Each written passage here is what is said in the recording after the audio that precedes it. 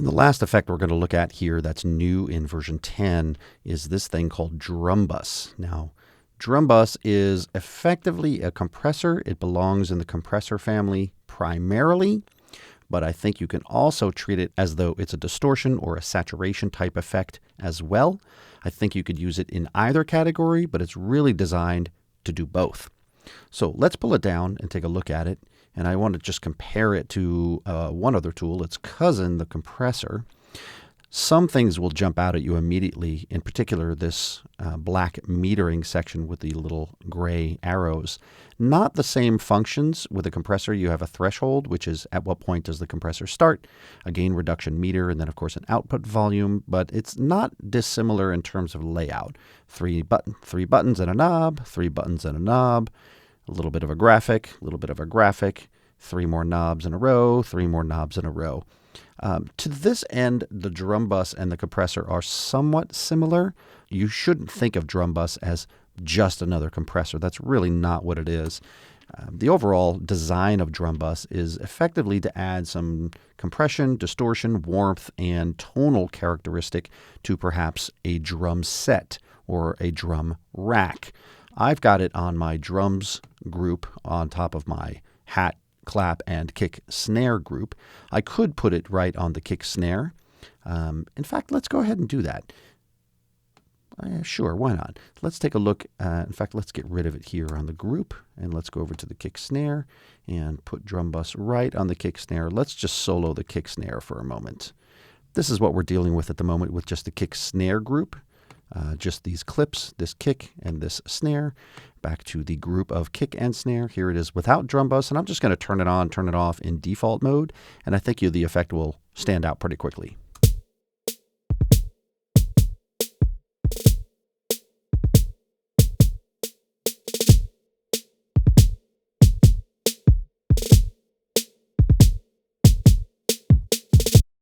So you can hear it get bigger, get fatter, get deeper, a little crunchy, a little warmer. That's exactly what drum bus is supposed to do. In fact, the very first section here is pretty much how much distortion do you want.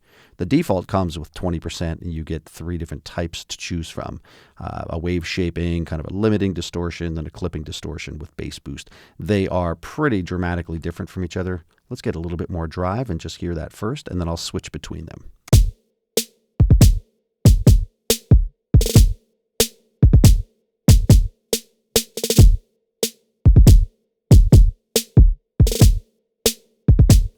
Now, they all distort, and particularly around the kick drum, but I think in the medium, the snare got a little bit fuzzy as well. If you find that it's too much, you can always turn the input trim down, protect the circuit so it's not quite distorting as much as quickly. You can also activate a compressor before the circuit so that you can control the volumes before it even gets into drum bus. I'm actually going to leave that off for now.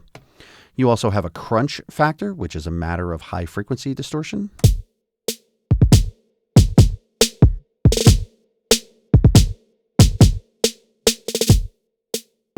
A dramatic effect on the snare and some of the reverb on the snare as well. I'm actually going to turn that up a good bit because I kind of like the sound there.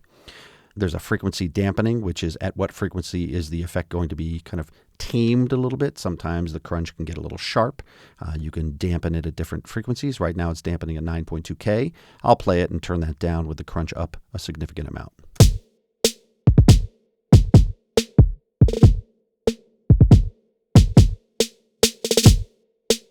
So obviously at higher frequencies, more highs are getting in.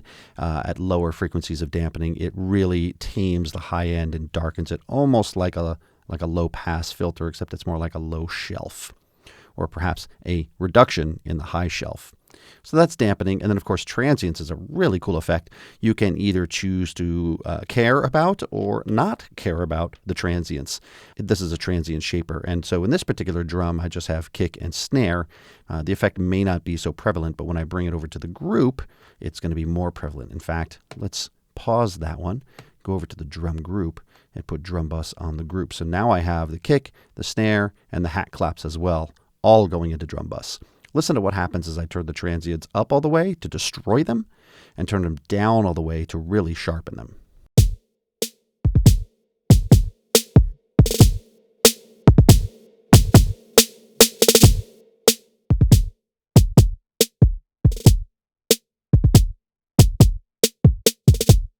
note that in the low transients setting, the reverb on the snare is gone. The hats are practically gone. The kick and the attack on the snare are in very sharp relief. However, when the transients are set very high, each of the individual transients tends to get a little bit blurry, and all of the background noise comes floating up to the surface, again, evening out the overall sound, but losing the dynamics of each of the hits. And lastly, we have this boom section. This is a low frequency, well, let's call it enhancer, and the boom amount, and then of course the frequency. Something really neat down here, if you pay attention right now, it looks like it says Go plus. It actually doesn't. That's actually G0. And so if I turn this up, you can see it's cycling through the various pitches. You've got plus and minus as well. So that's a little bit more, a little bit less. So here it is at F1 plus.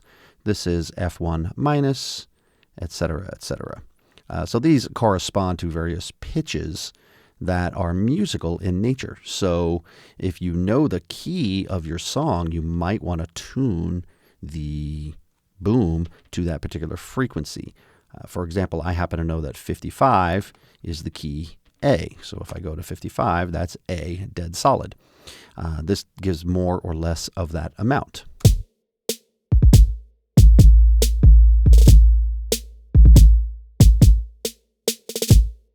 I'm adjusting the decay so that the ringing out isn't quite as long. With it at 100%, it's going to ring out as long as it can. Now that's at A. If I turn the frequency down to, say, F sharp, you'll get a much different sound. And let's go down to E.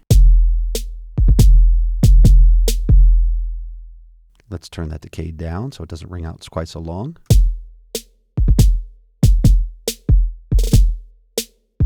If you want to solo it, you can click on the headphone icon just to hear the effect.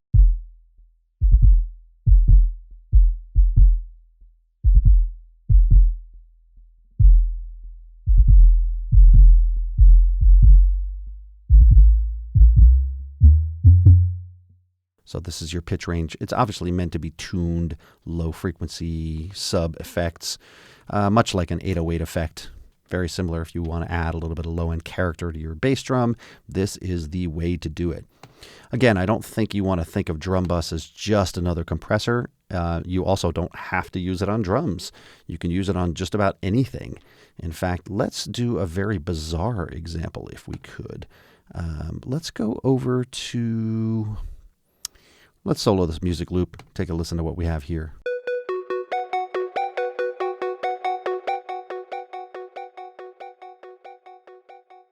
I'm going to turn the delay down just a bit and the reverb down just a bit to really focus on this. And let's put drum bus on this particular effect. Again, what I might be looking for here is a little bit of crunch, a little bit of top end, and maybe a little bit of low end resonance. Let's just see what happens. I may even play with the transients to get a cool effect.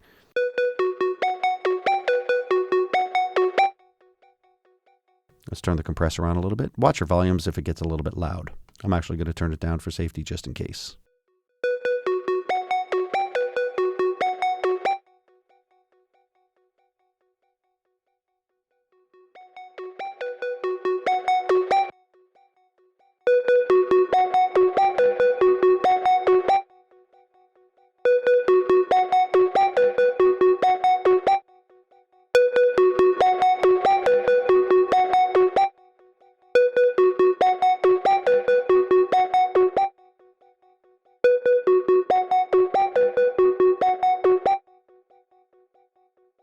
Already it's taking on a much different character. I wanted the medium setting because I thought I liked the way it sounded in the mid-range, turning the distortion up a bit. Same with the crunch to really get some focus there. Got a little harsh, so I turned the dampening down quite far just to manage that. And with the transients down as low as possible, you can see how it's giving each of the individual notes a little bit more clarity, as opposed to with the transients all the way up, just sounds like a smashed mess. For certain kinds of EDM, it actually might be quite useful to put something through drum bus and smash the transients all together so you get a really kind of harsh and aggressive sound. That can be cool. I prefer it this way, but hey, to each their own. And then, of course, getting into the boom, there's not a lot of low end in this sound, so I don't imagine I'll get much here, but let's just see what happens.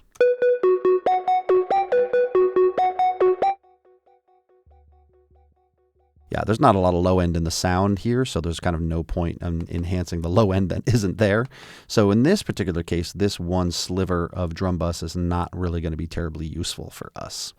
If I were to go over to something like this very low and warm analog keyboard sounding part,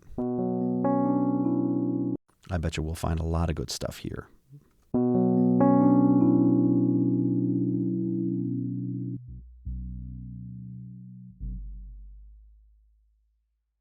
If I go take a look at the notes from whence they came, B is our key.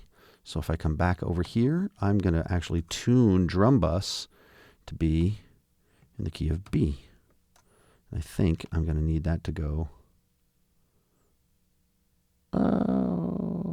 just about there, somewhere between 61 and 62. Let's try 61.5. Okay.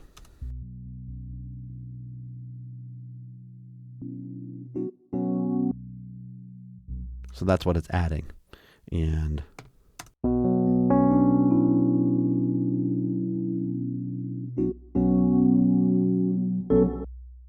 you can hear the low end ringing out. If I smash the transients, I bet I might get more of that effect. In fact, the opposite.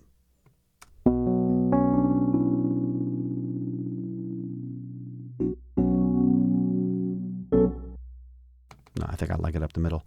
Let's add a little bit more crunch to this, and let's do some hard distortion.